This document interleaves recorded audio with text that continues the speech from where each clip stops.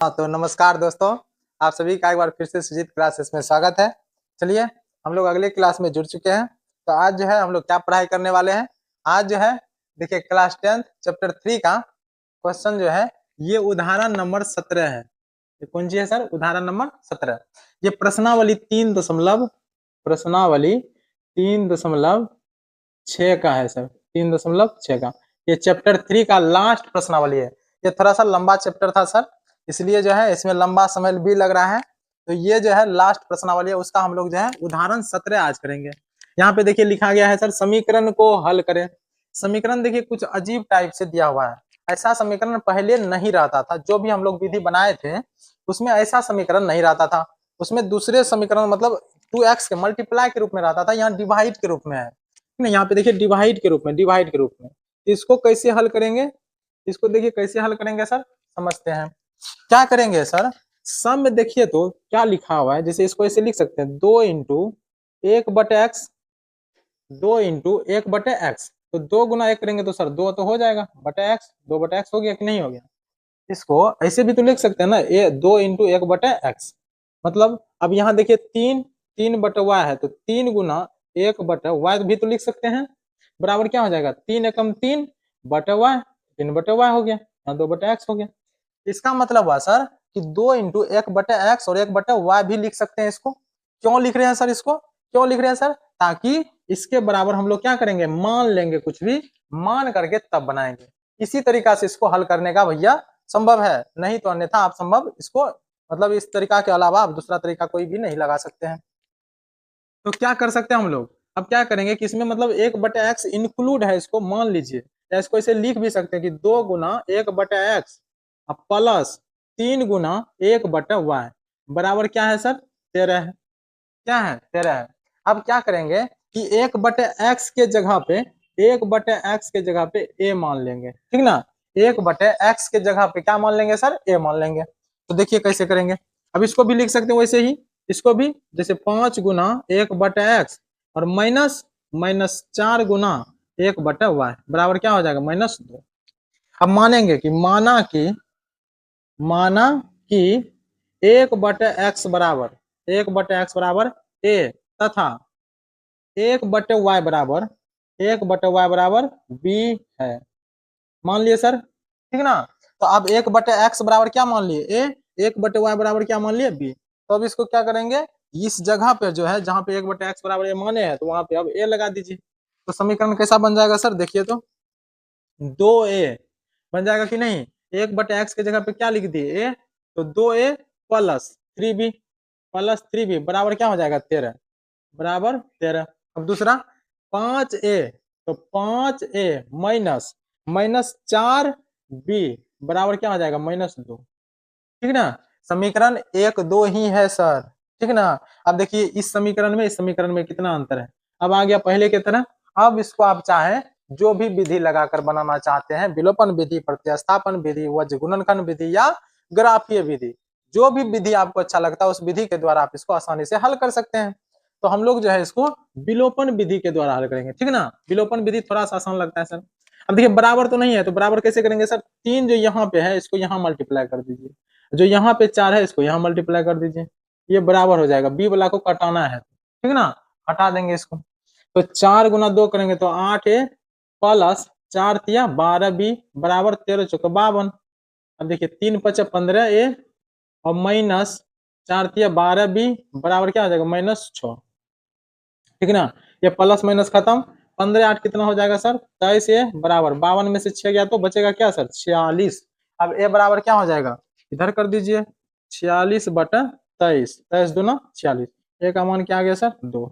अब क्या करेंगे, a का मान समीकरण 1 में रखने पर, a का मान समीकरण 1 में रखने पर, एक समीकरण कौन है सर, तो देखिए ये वाला 2a + 3b बराबर 13।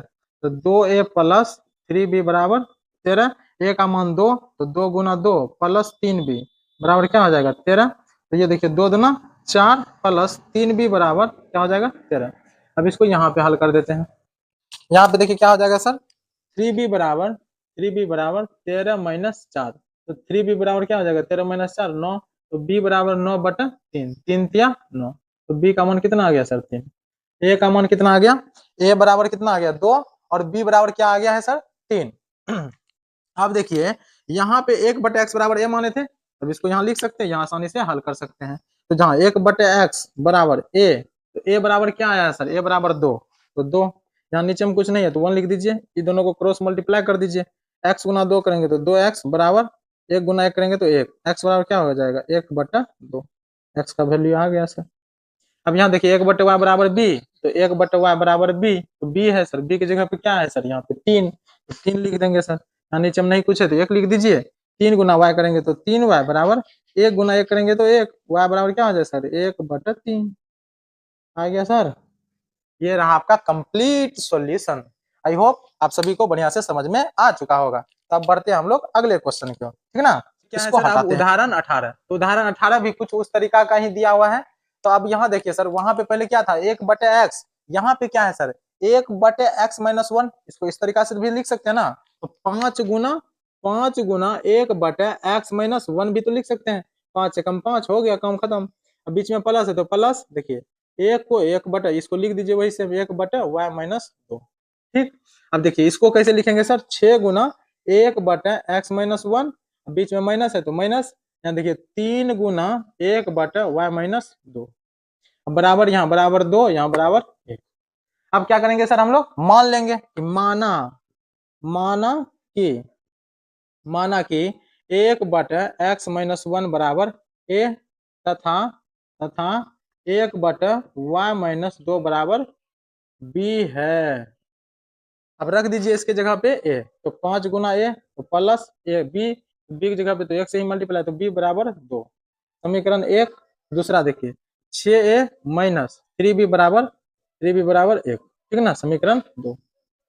अब चलिए इसको हल कर लीजिए, जो भी विधि आपको अच्छा लगता है तो उससे हल कर लीजिए। तो चलिए हम लोग विलोपन विधि से इसको हल करते हैं। तो देखिए क्या है सर, 5a प्लस b बराबर 2, 6a माइनस 3b बराबर 1, 6a माइनस 3b बराबर 1। अब देखिए इसको बराबर करना है तो यहाँ 3 है तो यहाँ मल्टीप्लाई कर दीजिए 3 से, इधर कुछ नहीं है तो यहाँ 1 है तो 1 से कर दीजिए, तो 3 गुना 5 करेंगे 3 × 5 = 15a, प्लस 3 गुना b करेंगे तो 3b बराबर 3 दूना 6, 1 से 6a माइनस 3b बराबर 1, ठीक ना। अब यहाँ पे देखिए क्या हो जाएगा सर, प्लस माइनस कट जाएगा, दोनों बराबर है, तो यहाँ देखिए 15 6 21 a बराबर 6 1 7, अब a बराबर क्या हो जाएगा 7/21, 7 या 21, 1/3, a बराबर क्या हो गया सर 1/3।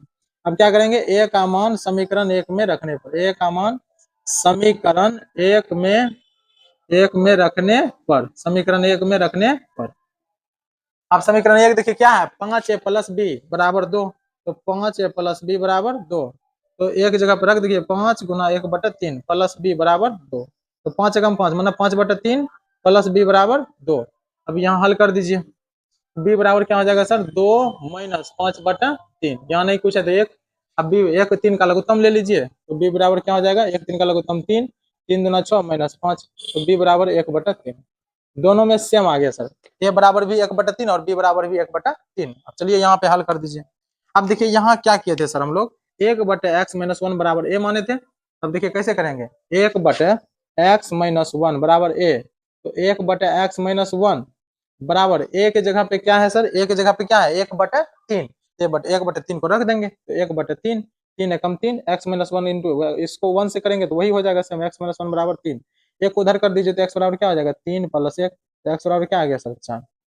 ये है x का वैल्यू। अब y का वैल्यू देखिए, 1/y-2 बराबर b, 1/y-2 बराबर b, ठीक ना। अब 1/y-2 बराबर क्या हो जाएगा सर, b का मान क्या है सर, इसको यहाँ कर लेते हैं, ठीक ना, दिखेगा कि नहीं दिखेगा पता नहीं, यहाँ कर लेते हैं, इधर साइड में यहाँ कर लेते हैं, यहाँ कर लेते हैं, दिख रहा होगा सर, 1/y-2 बराबर 2 बराबर b, तो 1/y-2 बराबर क्या हो जाएगा सर, b का वैल्यू क्या है, b का वैल्यू 1/3 है, 1/3 रख दीजिए, 1/3, तो 3 गुना करेंगे 3, तो y-2 बराबर 3, तो y बराबर 3 + 2, तो y बराबर क्या हो जाएगा 2, 3 2 5। आई होप आप सभी को बढ़िया से समझ में आ चुका होगा, ठीक ना। तो x बराबर वैल्यू क्या आ गया सर 4 और y बराबर क्या आ गया, y बराबर 5, ठीक। आज यहीं तक रहने देते हैं, और आप सभी को अगर वीडियो अच्छा लगता है तो अपने दोस्तों में शेयर करें, चैनल को सब्सक्राइब करें और कमेंट करके जरूर बताएं कि कहाँ आपको दिक्कत हो रही है, कहाँ आपको दिक्कत है। धन्यवाद।